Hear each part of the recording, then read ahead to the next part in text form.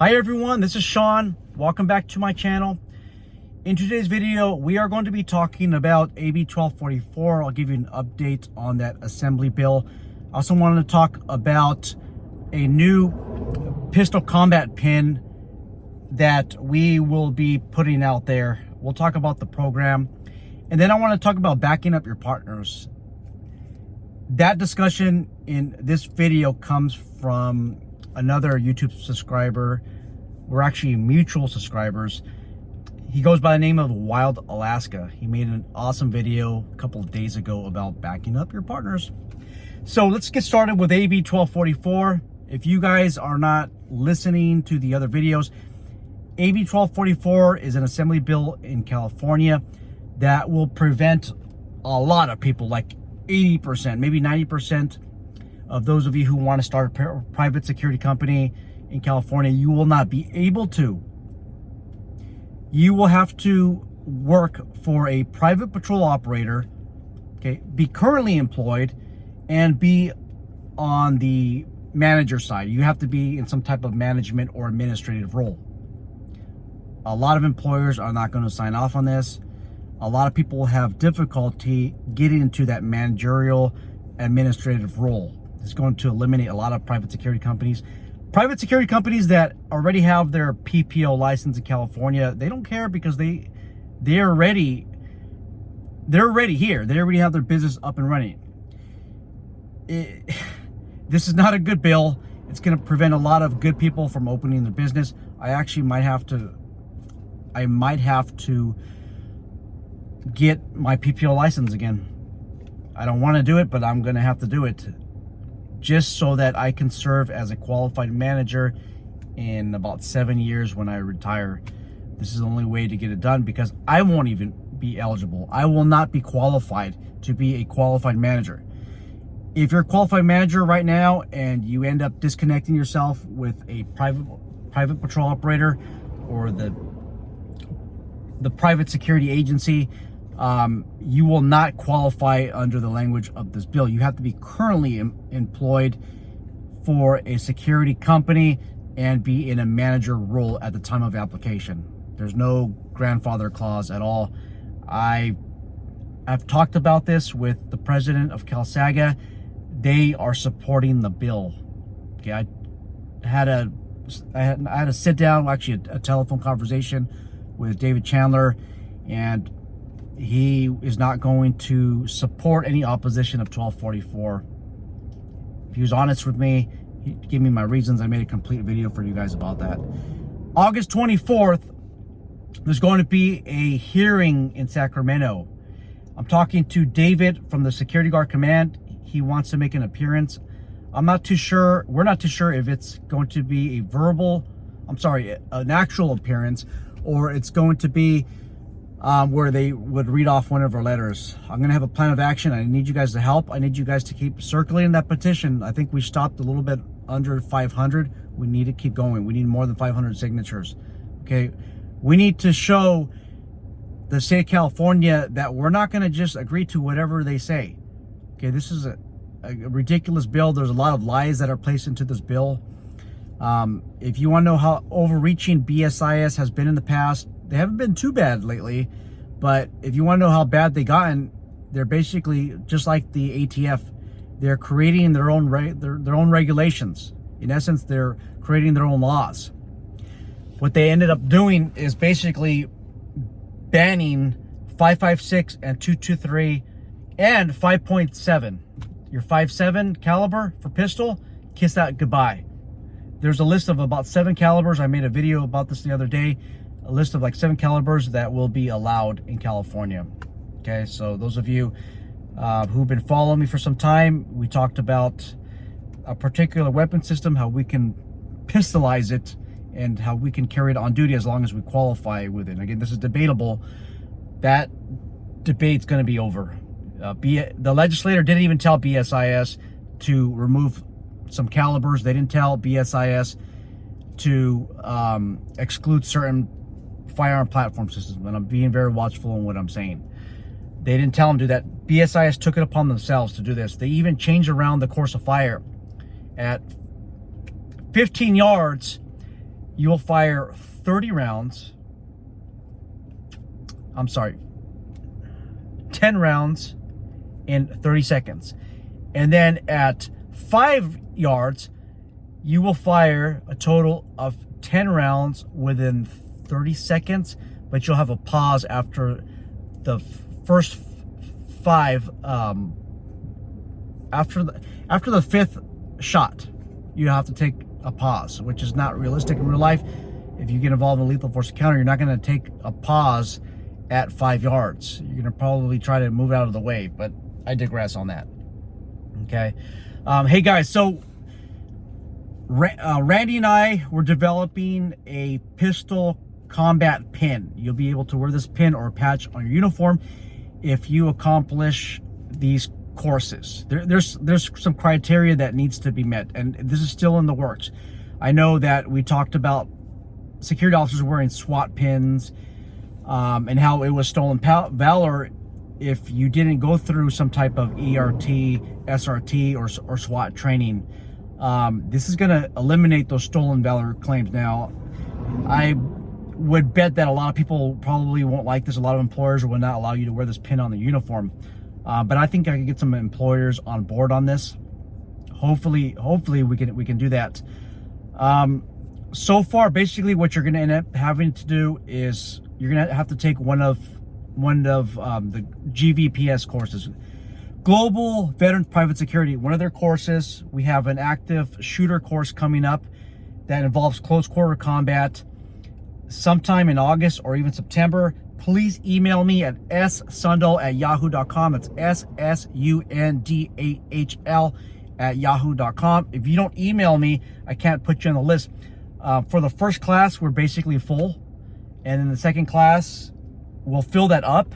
But most likely, the fees is going to jump up to about $250. Maybe we can do $200 with a $50 discount if you're a subscriber on this channel, but it's going to have to go up. I mean, you're getting a huge discount. These courses with somebody with this type of caliber of skill, like Mike Glover and Randy Nunez, I put them on the same level. You're looking at a $500 a course, $600 a course. I think Justin Humphreys said he wouldn't pay $600 for a course. I understand where he's coming from. I do tons of training. Matter of fact, I will copy and paste my brief training record in the description box so you guys can see what I have went through to get through my level of training and how I value training a lot. I don't mind paying $500 to $600 with a quality instructor rather than paying $100 to sign up for a cool looking course or cool appearing course that has crappy instructors. I have been through tons and tons and tons of training. Every single month, I go through about 10, 11 hours of tactical training. That's not including all of these other courses I sign up for. I go through so much training that I'm able to articulate the value of training with the right people, okay? So you're getting a huge discount. Make sure that you guys send me email. I still have to respond to about 3 of you. I know that there are many of you that are interested. Wild Alaska sent me an email last night. I'm just saying this publicly because he said this in the comments section box. He's traveling from Alaska. He'll fly from Alaska to California. Wild Alaska is a former correctional officer. I knew that he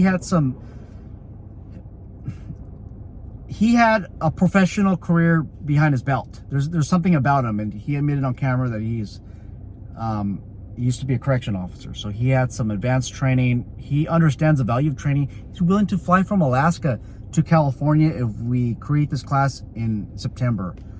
So Wild Alaska will definitely be on our VIP list. I'm gonna need to communicate with Randy, tell him that we have an out-of-towner coming in. We actually have a couple out-of-towners coming in from Los Angeles, Orange County, Riverside, elsewhere. Those who are coming in know the value of training. I mean, you guys really, really appreciate the level of training that you will receive. You have a combat veteran who has done training events, who has trained the most elite SWAT teams out there, military units. This guy, I saw his certificate of experience. Legitimately, he's an instructor, communications sergeant. It says on their special forces. and it says something to the effect that he developed curriculum, conducted instruction. So this guy is a legitimate instructor from the U.S. Army Special Forces. Okay, moving on. Oh my goodness, what were we talking about again?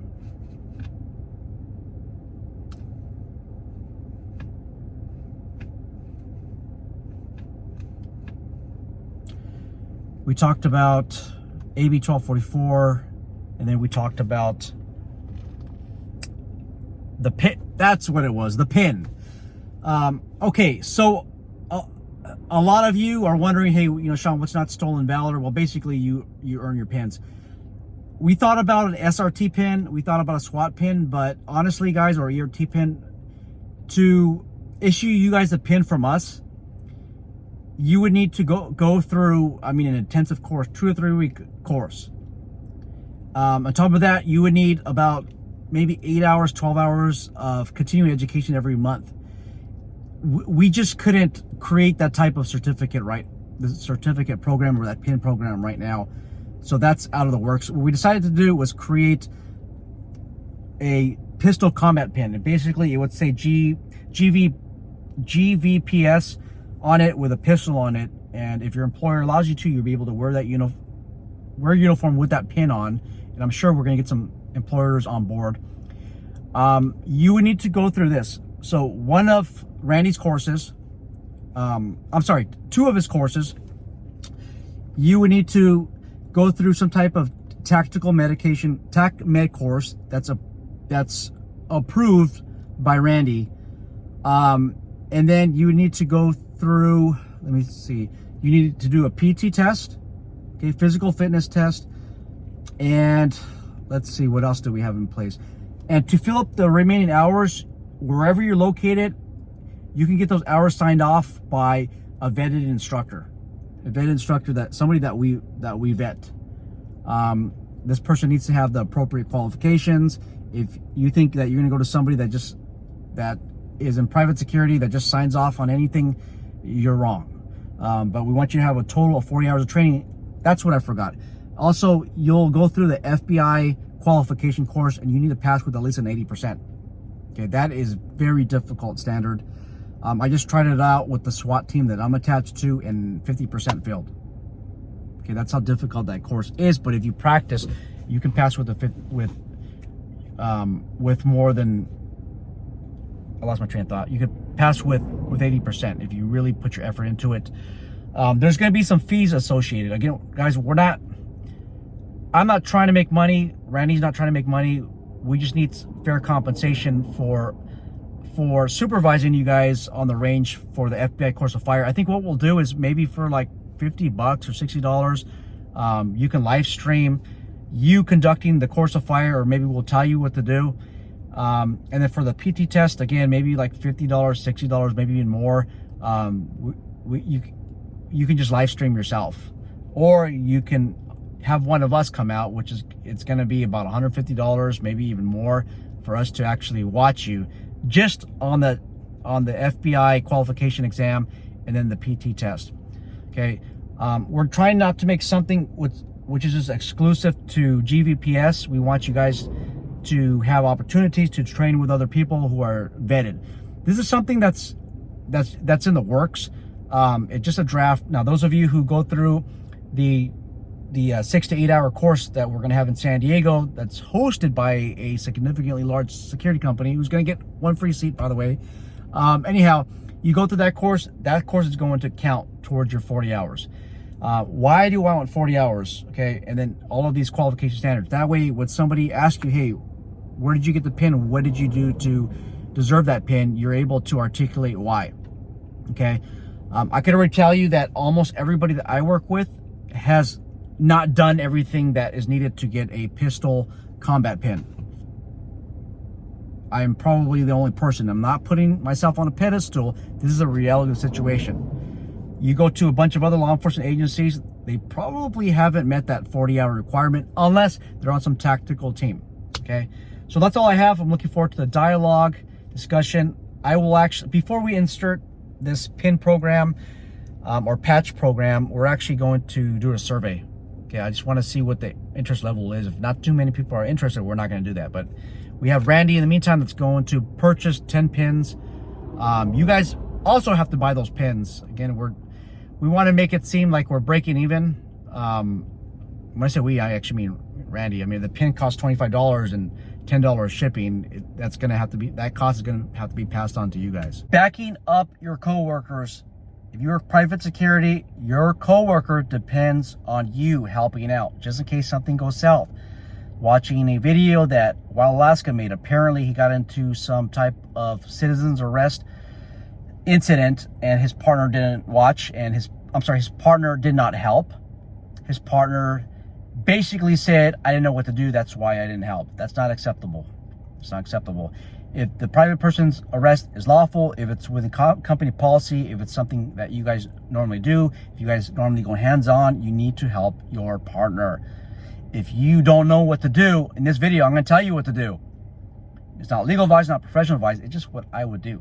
Grab an arm, grab a leg, listen to your partner. Partner, how can I help you? The person is trying to get up and attack your partner. Do what you need to do, as long as it's reasonable. Bring that person under control. Okay, grab something that's legal. Their hand, their wrist, their arm, their leg. Grab something and direct that, okay, towards the ground or wherever your partner directs. Has you direct that limb. Okay,